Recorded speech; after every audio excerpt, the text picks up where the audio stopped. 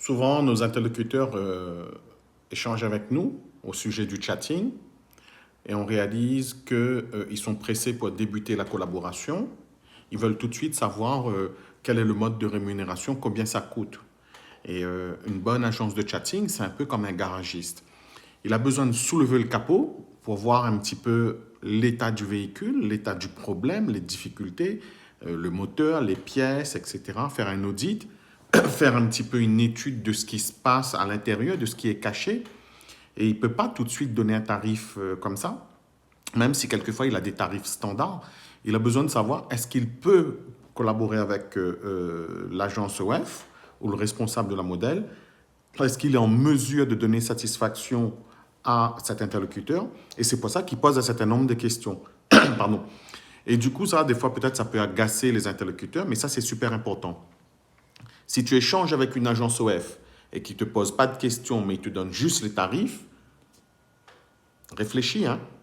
Alors, tu sais, tu vas externaliser dans des pays comme les Philippines, l'Indonésie, Bangladesh, Bangalore, Cameroun, Sénégal, etc. et Madagascar. Ce sont des pays où le PIB est complètement différent de la France. La France, c'est 3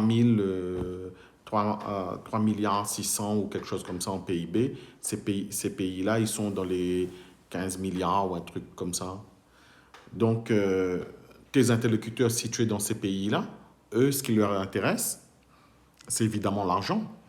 Il y a des difficultés économiques, il y a de la misère, il y a de la souffrance, il y a de la pauvreté. Tu contactes des gens sur Facebook, des freelances pour chatter ou des VA.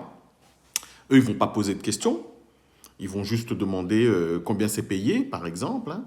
Et pareil, si tu cherches des prestataires VA, ils vont aucunement poser des questions. Ça ne les intéresse pas. Ce qui les intéresse, c'est ça. Donc, ils sont prêts à répondre à n'importe quelle question de façon positive, juste pour avoir le contrat. Donc, si tu travailles avec une très bonne agence OF, au début, l'agence doit te poser plusieurs types de questions avant même de te donner les tarifs.